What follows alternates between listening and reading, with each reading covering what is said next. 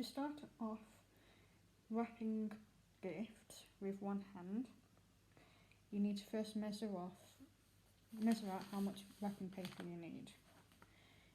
The best way to do that is to have wrapping paper that's got some kind of grid, like this one.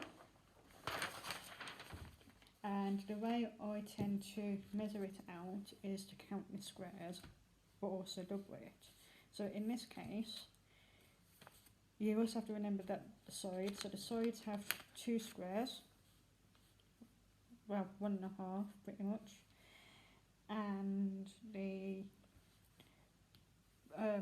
wrong side has 1, 2, 3, 4, 5, 6, 7. So going downwards, I need the 7 plus 2 either side.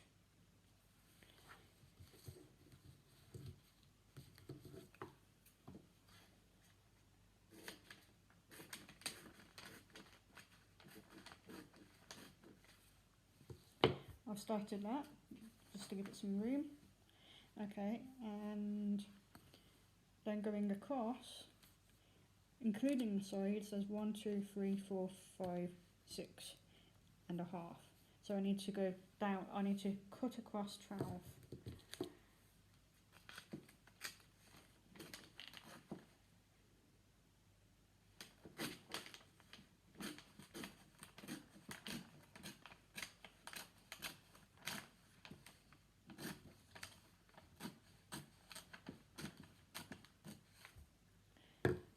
And then turn it over, because I don't feel that there's any sense in wasting paper.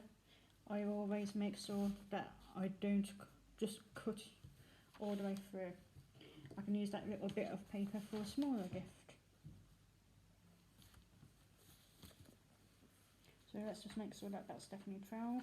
1, 2, 3, 4, 5, 6, 7, 8, 9, 10, 11, 12. Yep, that's definitely a 12.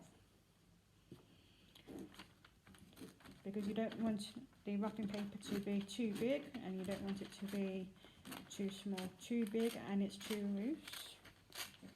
And if it's too loose, it just makes it much harder to wrap, and you've only got one hand. So, okay. So now I've got the size that I measured out, I can start wrapping the book. I have chose this book, which is called Some Look, because I know my nan won't be reading my blog. Anyone else's gift that I've got could potentially read my blog, so I've chosen my nan's gift to wrap up today. I hope she likes it. Right, so to do this with one hand, what I tend to do is I'll get something like the scissors, and I'll get it to hold the place for me. Then I'll do this, but it would be very helpful if you've got your sellotape ready and you've got the little end ready, which I've lost because I forgot to mark where it was. So you get your little end ready. You will need something, you will need some kind of grip in this sense. You might be able to use a phone or something else to hold it. And place it somewhere where you'll easily be able to reach, and it won't come undone, which apparently is not the case. Let's give this another go.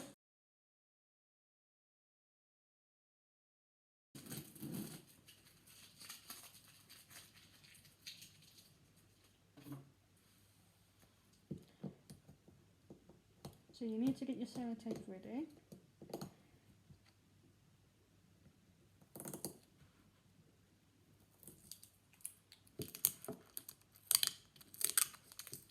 I'm using my chest, although you can't see it, to unroll the sellotape. And then the bit I need, I'm going to use my teeth.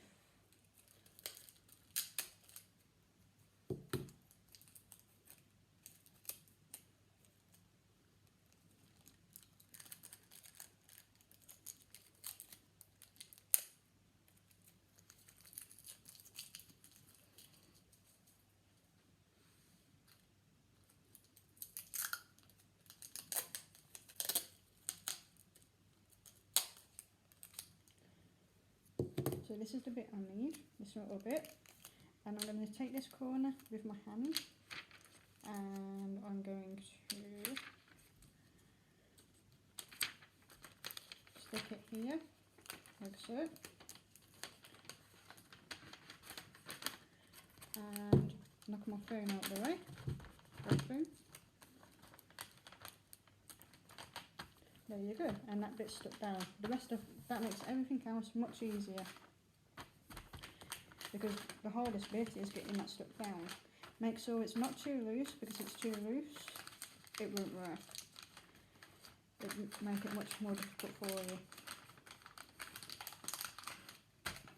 Right, and then we need a bit more sellotape.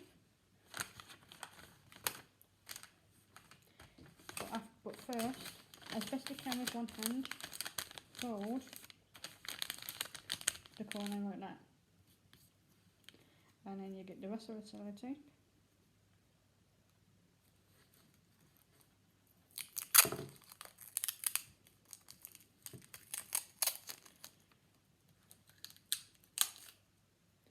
Bite off what you need.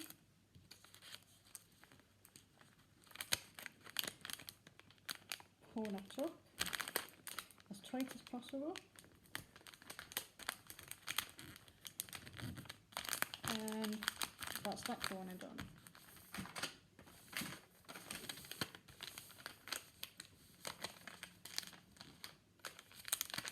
Again, fold this up the best you can with one hand. Get some more sellotape.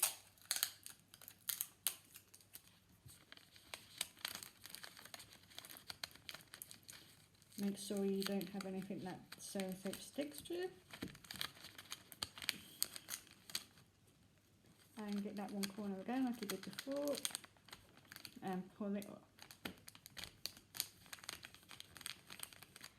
And that's how to wrap a present. I also have gift tags and I have some annoying strings.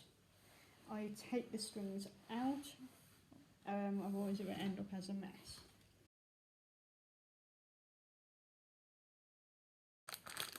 So here's the tags with the annoying bits of string.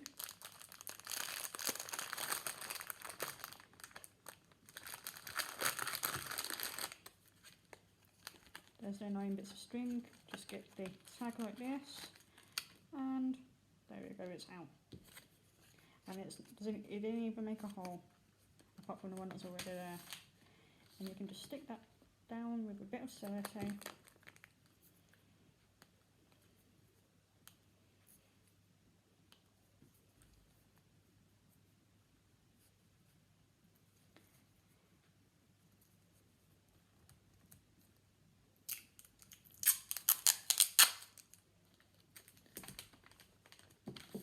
And then you can write your message onto it afterwards.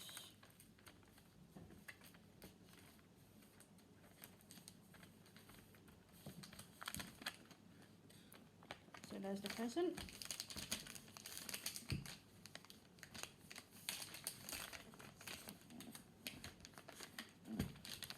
Nicely wrapped, not too loose. And each corner's done. And that's all there is to it. Same thing if you've got something that's square and bigger. As usual, anything that's oddly shaped is going to be quite hard. But something that's box shaped, quite easy to do.